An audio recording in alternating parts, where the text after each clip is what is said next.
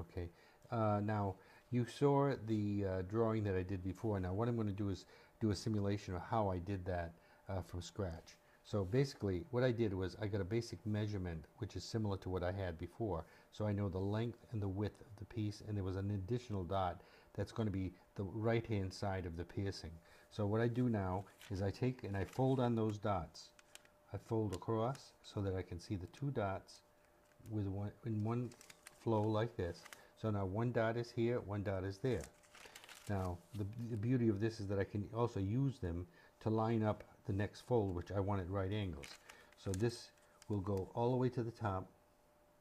In fact, I'm going to put a second dot because I'm not confident in that. I want to put the second dot. This got to line up there and there. Fold it this way with your nail. Now what we have is the basic breakdown in quarters. Now from here, I could flip it over just so that I have some kind of a reference point and put the line on the back, because I don't want to have it straight. I want to do it curved. So what I'm going to do here is, by using that as a guide, I'm going to give a little bit of a curve to this line like this. Then I can go back with my eraser, my kneaded eraser that I use, erase the straight line. Now I've got the curved line that I wanted originally. I take this line with the fingernail and I rub this one off.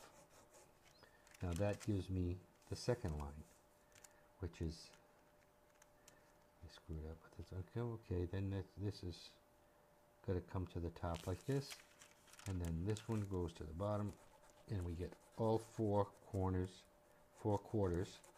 this way, and this gives us the other quarter.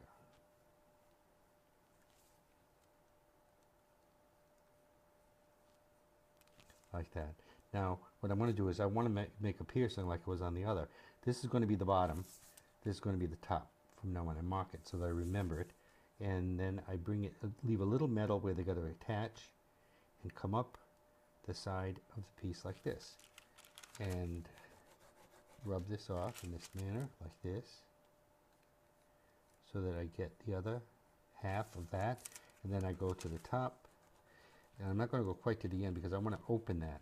I want to keep the line going straight because I'm going to need the bar at the top. So this will come like this. Then I'll rub it off the other way. Now the best way to do the top section is to do it on a separate piece of paper. You don't do it on the same paper. And also remembering to keep the pencil sharp using these little mechanical sharpeners. It's very, very handy. And use a nice sharp point. I'm going to take a second piece of paper, and I'm going to guess at the other piece because I want to make it square. So what I'm going to do here is just make a line this way and line up these lines here so that they go straight across at right angle to one another. And I'm going to estimate that it probably was around 6 millimeters, maybe less, 5 millimeters. 5 millimeters, and I measure 5 millimeters here, 5 millimeters here.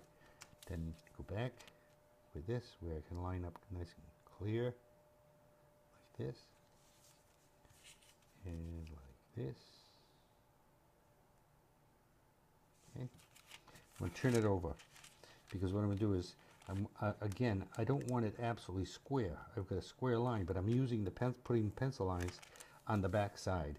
I'm going to make all the artwork in the front, so that I turn this around. I line up all the lines on the dot so that they're symmetrical. I go like this. Now what I'm going to do is I'm going to take this and make this with a slight curve, just pulling in from that point there a little bit. Now when I can actually take this and rub it off. Get rid of the lines that I had originally. Turn this back over to the crease. Rub this off the same way. The fingernail is probably the most useful thing you're going to have when you're working and doing designing, because it's quick. You don't have to pick up anything. It's all part of your body. And this will be the shape of the little square. It may vary a little from the first one that I did, but I'm sure that it'll still look very right. So when we come here and we go back to this point here and we lay it on top, we can see how it's going to look basically here. And then what we have here is we're going to have a small connector here. It's going to go here. That's going to attach to a bar. That's going to be this. We're going to just leave that for the moment.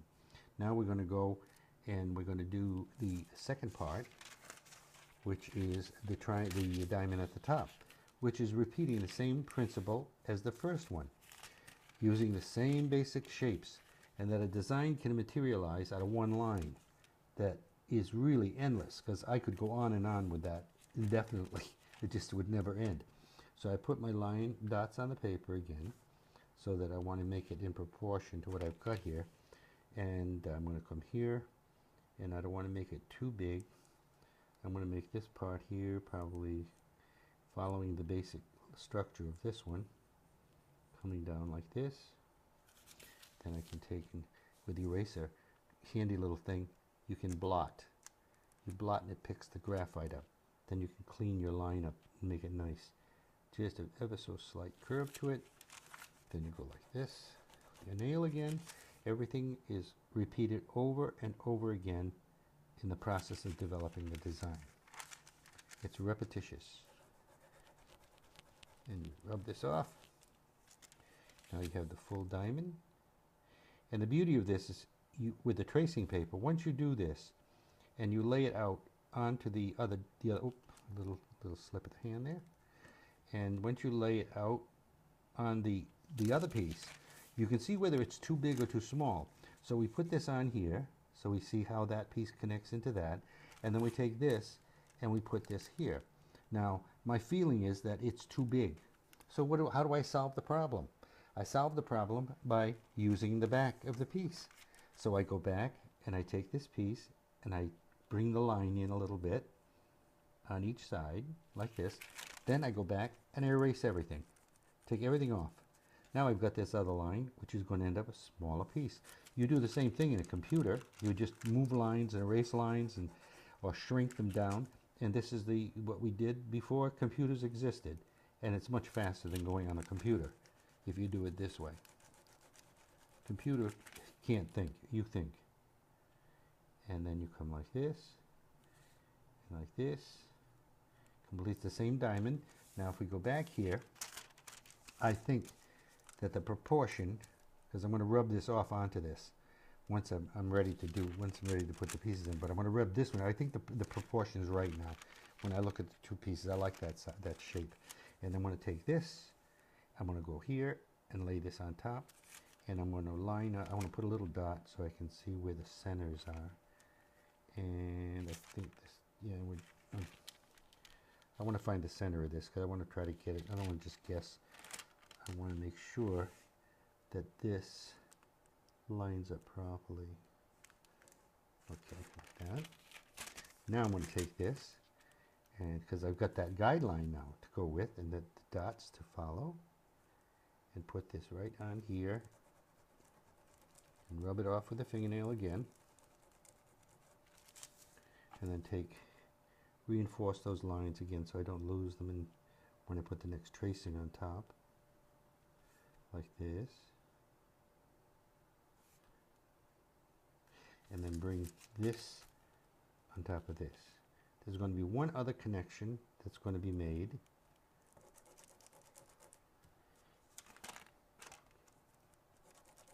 Always hold the paper down too. When you're going to look at anything after, hold it with your hand to make sure that it's right. I see. Where did that come from? That little blemish right there.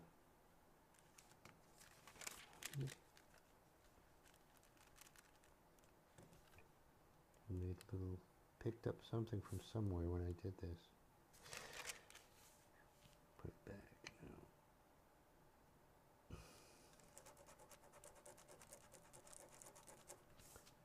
That.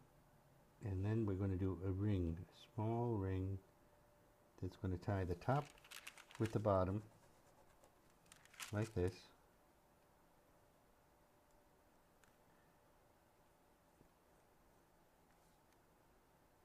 And now you have, theoretically, the entire pendant is complete. The only thing that's missing now is if we were to put a chain. through this, which involves just simply learning to do crescents, little curved lines. This is what a natural chain looks like. It's the easiest way to draw a chain, and you'll find when you start doing chain links by hand, it's nice to play music because you can pick up the rhythm of the music to do that. Then again, rubbing it off on the opposite side. So then you have the outline of the other side, and you do the same thing.